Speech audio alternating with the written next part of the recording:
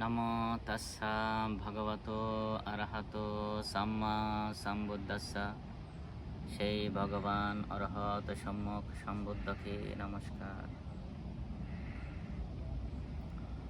বুদ্ধের শিক্ষায় একটি গুরুত্বপূর্ণ দিক হচ্ছে আত্মাদীপা বিহারতা, আত্মা সারানা আনাইয়া সারানা, অর্থাৎ নিজেকেই নিজের দ্বীপ, নিজেকেই নিজের শরণ বা আশ্রয় হতে বলা হয়েছে, অন্য কোনো শরণ নয়। বুদ্ধ ছিলেন আমাদের সবার গুরু, সবার শিক্ষক। এই যে আমরা প্রকৃতির মাঝে আছি, বনে জঙ্গলে, একসময় বুদ্ধ ওনার শিষ্যদেরকে উপদেশ দিতে গিয়ে বললেন, এই যে এত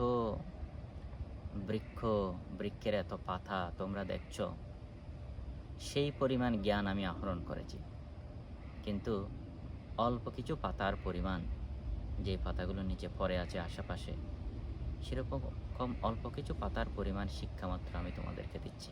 কারণ সেগুলো তোমাদের বিমুক্তির জন্য মনুষ্য জন্মকে দুর্লভ হিসেবে চিনে সেই মনুষ্য জন্মকে কাজে লাগিয়ে ভবসংসার অতিক্রম করার জন্য সেটা যথেষ্ট। কিন্তু বুদ্ধ এটাও বলেছেন যে একজন গুরু হিসেবে, একজন শিক্ষক হিসেবে যা কিছু তোমাদেরকে শেখানোর, যা কিছু বলার, সেগুলো সব আমি তোমাদেরকে দিয়েছি তোমাদের প্রতি করুণাবশত হয়ে, তোমাদের প্রতি মৈত্রীপরায়ণ হয়ে। কিন্তু এখন এটা তোমাদের দায়িত্ব, তোমাদের নিজেদেরকে সেই অনুশীলনগুলো, সেই শিক্ষাগুলো নিজের জীবনে সেগুলো অনুশীলন করতে হবে, অনুসরণ করতে হবে, নিজের জীবনে সেগুলোকে প্রয়োগ করতে হবে। যদি সেগুলো নিজের জীবনে প্রয়োগ করতে না পারো, তাহলে এই মনুষ্য জন্ম বৃথা হবে। সেজন্য বুদ্ধ বলেছেন যে আত্মাদীপা বিহারতা, অর্থাৎ নিজেই নিজের শরণ হও। তথাগত হচ্ছেন দিক নির্দেশক, পথ নির্দেশক।